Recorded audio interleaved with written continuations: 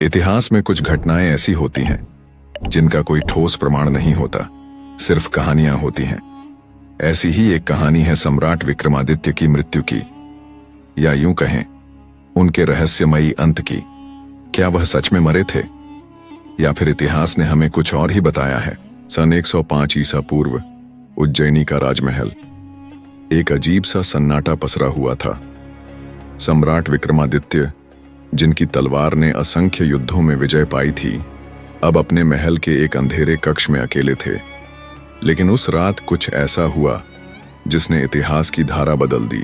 कहते हैं उस रात उनके पास एक साधु आया था। साधु अजीब था, लंबे बाल, लाल आंखें और एक अजीब सी गंध। लेकिन उससे भी ज्यादा अजीब थी उसकी भविष्यवाणी।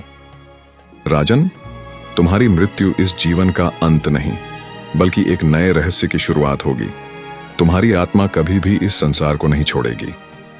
लेकिन ध्यान रहे, यदि कोई तुम्हारे सिंहासन को पाने की कोशिश करेगा तो उसका अंत भयावह होगा।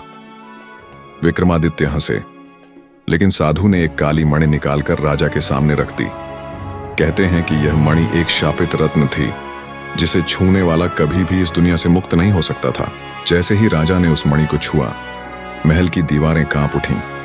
उनके चेहरे पर एक अजीब सा बदलाव आया, जैसे वे कुछ देख रहे हों, कुछ ऐसा जिसे सिर्फ वहीं देख सकते थे। और तभी राजा के मुंह से अनजाने शब्द निकले, अंधकार आ रहा है, रक्त की बारिश होगी। अगली सुबह महल के रक्षकों ने सिंहासन कक्ष का दरवाजा खोला, पर वहां विक्रमादित्य नहीं थे। उनका शरीर तक नहीं मिला, लेकिन उनके सिंहासन के नीचे कुछ लिखा था, मैं गया नहीं हूं। जो भी मेरी जगह बैठेगा वह मेरे रहस्य को सुलझाने के लिए तैयार रहे, लेकिन यदि उसका दिल कमजोर हुआ तो वह जीवित नहीं बचेगा। इसके बाद जो भी राजा विक्रमादित्य के सिंहासन पर बैठने की कोशिश करता, वह या तो अजीब परिस्थितियों में गायब हो जाता या फिर उसकी लाश कुछ दिनों बाद किसी नदी किनारे मिलती।